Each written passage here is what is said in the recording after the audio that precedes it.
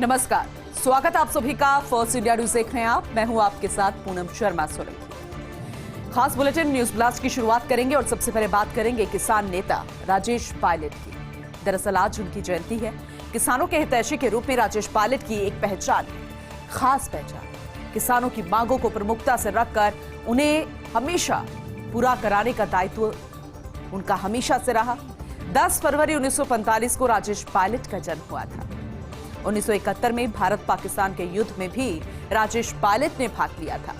वायुसेना से इस्तीफा देकर साल 1980 में भरतपुर से चुनाव उन्होंने लड़ा, जीता भी। दौसा से भी कई बार सांसद रहे हैं राजेश पायलट। साल 1991-96 तक अलग अलग मंत्रालयों में केंद्रीय मंत्री भी रहे। राजनीति के 20 साल के करियर में कई योजनाओं से जनता को लाभान्वित उन्होंने किया है और किसान नेता के रूप में एक अलग पहचान बनाई है।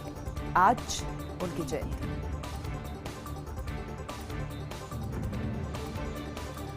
अग्निवीर सैनिकों से जुड़ी खबर आप तक पहुंचा दें। बलिदान होने वाले अग्निवीर के परिवार को मिल सकती है पेंशन व अन्य सुविधाएं।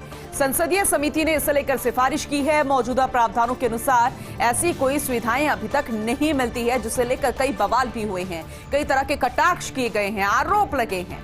लेकिन रक्षा मामलों की संसदीय समिति ने अपनी ताजा रिपोर्ट में कहा है कि परिजनों के दुख को ध्यान में रखते हुए समिति सिफारिश करती है कि बलिदान होने वाले अग्निवीर के परिजनों को भी वही फायदे और सुविधाएं मिलनी चाहिए जो सामान्य सैनिकों के परिजनों को मिलते हैं। पेंशन हो गई, इसके अलावा जो एक दर्जा दिया जाता है जब कोई जवान शहीद होता है, तो फिर जो अन्य सुविधाएं मिलती हैं बलिदान होने पर, वैसे ही अग्निवीर जवानों को भी मिल सकती है, क्योंकि संसदीय समिति द्वारा सिफारिश की गई है। और ये कहना है, दरअसल परिजनों के दुख को ध्यान रखते हुए समिति सिफारिश करती है। ऐसे में मौजूदा प्रावधानों के अनुसार अभी कोई सुविधाएं नहीं मिलती, लेकिन रक्षा मामलों की संसदीय समिति की ताजा रिपोर्ट ये कहती है कि बलिदान होने वाले अग्निवीर के परिजनों को भी वही फायदे और सुविधाएं मिलने चाहिए जो सामान्य सैनिकों के परिजनों को मिलते हैं। और अगर ऐसा होता है तो इससे बड़ी राहत अग्निवीर सैनिकों के लिए, उनके परिवारों वालों के लिए नहीं हो सकती। भारत बनाम इंग्लैंड टेस्ट सीरीज। चलिए खबर खेल के मैदान से है, अहम जानकारी आप तक पहुंचा देते हैं। शेष 3 मुकाबलों के लिए भारतीय टीम का ऐलान हो गया है। 17 सदस्यीय टीम से विराट और श्रेयस अय्यर बाहर हो गए हैं। विराट कोहली ने बीसीसीआई से ब्रेक बढ़ाने की मांग की थी और पहले 2 मुकाबलों से भी बाहर हो गए थे विराट कोहली। श्रेयस अय्यर को पीठ की दर्द की वजह से टीम से बाहर रखा गया है। हालांकि रविंद्र जडेजा और केएल राहुल की वापसी हो गई है। पहले मैच के बाद चोट के कारण दोनों बाहर हो गए थे। तेज गेंदबाज आकाशदीप पहली बार टीम में शामिल हुए हैं। आकाशदीप के लिए चुनौती, टर्निंग पॉइंट भी हो सकता है। लेकिन दूसरी तरफ रविंद्र जडेजा और केएल राहुल की वापसी हुई है, क्योंकि पहले मैच के बाद चोट के कारण दोनों ही बाहर हो गए थे। अब चोट से उबर चुके हैं। देखना होगा किस तरीके से एक बार फिर से परफॉर्मेंस उनकी रहेगी, कितने फॉर्म में रहेंगे। लेकिन श्रेयस अय्यर को पीठ की दर्द की वजह से टीम से बाहर रखा गया। तो विराट कोहली ने बीसीसीआई से मांग की थी कि उनके ब्रेक को और ज्यादा बढ़ाया जाए। हालांकि पारिवारिक कारण उनके बताए गए हैं और पहले 2 मुकाबलों से भी विराट बाहर थे और एक बार फिर से इन दोनों को बाहर रखा गया। समीर वानखेड़े अब नई मुसीबत में आ गए हैं। दरअसल ईडी ने दर्ज किया मनी लॉन्ड्रिंग का केस। ईडी ने मामले की जांच भी शुरू कर दी है। एनसीबी के 3 अधिकारियों को पूछताछ के लिए बुलाया है। वानखेड़े ने आरोप लगाया कि देशभक्त होने की सजा दी जा रही है। एनसीबी के पूर्व अधिकारी हैं समीर वानखेड़े, लेकिन मुसीबत बढ़ती जा रही है। अब एक नई मुसीबत यह है कि ईडी ने मनी लॉन्ड्रिंग का केस भी दर्ज कर दिया है।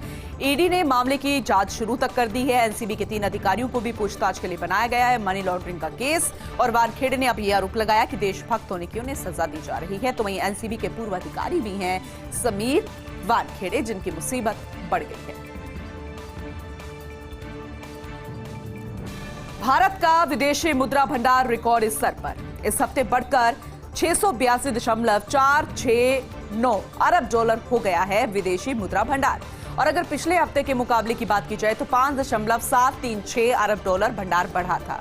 विदेशी मुद्रा भंडार में सबसे बड़ा हिस्सा होता है विदेशी मुद्रा संपत्ति का और गोल्ड रिजर्व भी 68 करोड़ डॉलर बढ़कर 48 अरब डॉलर हो गया है।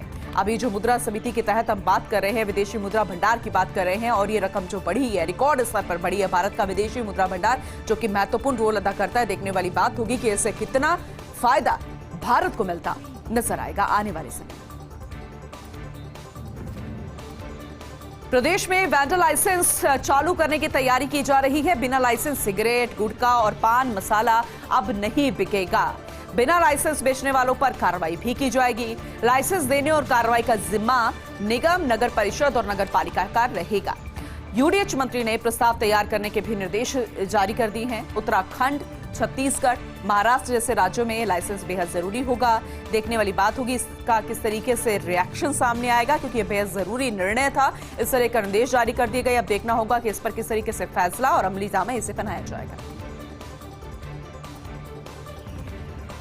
चलिए मौसम की बात कर लेते हैं, क्योंकि प्रदेश में एक बार फिर से सर्दी का असर बढ़ रहा है। कहा जा रहा था कि मौसम खुलेगा, टेम्परेचर में उछाल आएगा, लेकिन ऐसा फिलहाल कुछ होता हुआ नजर नहीं आ रहा है। राजस्थान की हम बात कर रहे हैं।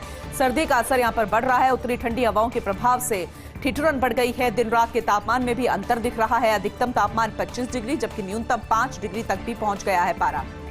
दिन में तो तेज धूप खिलती है, लेकिन सामान्य के मुकाबले पारा बढ़ा। मौसम विभाग के मुताबिक आगामी 4 दिन ऐसी ही सर्दी बनी रहेगी। उसके बाद टेम्परेचर में उछाल आ सकता है, मौसम थोड़ा खुल सकता है और फिर हम कह सकते हैं कि धीरे धीरे वक्त आ गया है गर्म कपड़ों को समेटने का। लेकिन फिलहाल अगले कुछ दिन ठंड ऐसे ही बरकरार रहेगी।